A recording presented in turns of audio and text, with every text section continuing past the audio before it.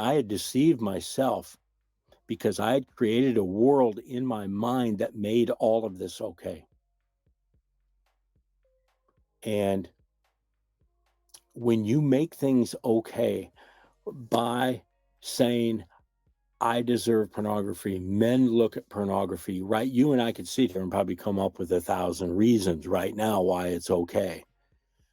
And when it's only you, you can create that kind of self-deception.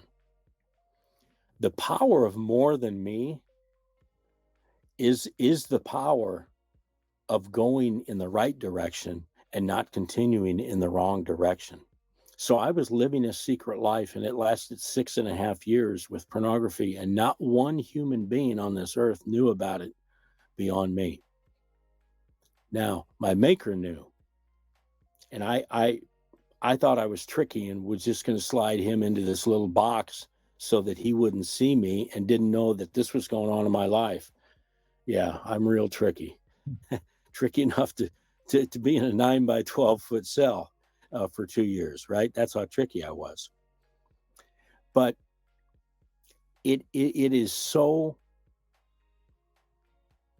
it's so scary how we just can incrementally get involved in pornography to the point where we're going to build ourselves a house, and it's our house, and nobody's going to know what goes on inside that house. And I say, when I speak on the topic of pornography, and I'm glad I thought of this because I always want to get this out.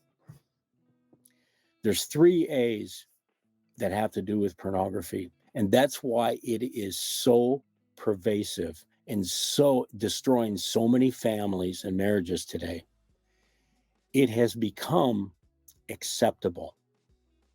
Pornography, from television to billboards to what's on our cell phone, has become acceptable. The way people talk, sexual innuendos, it has. It didn't used to be. I grew up in the days of Leave It to Beaver, okay, in Gilligan's Island. We didn't know that. We didn't live like that. Our world wasn't like that. But it's become acceptable, okay? It has become incredibly available. I mean, I asked a college classroom one day at a university, at Iowa State University, where I was still living in Ames, Iowa. How quick could we get the first person, if we had a contest, who could access pornography on their phone the quickest? How long would it take you to access pornography? The answer was 3 seconds, which means the window was already up. They just had to hit the right button to access it. Scary? Available? The third one, though, is the absolute clincher. And for me, it's part of my story, but I know this to be true. And as our listeners are hearing this, you can either nod yes or nod no.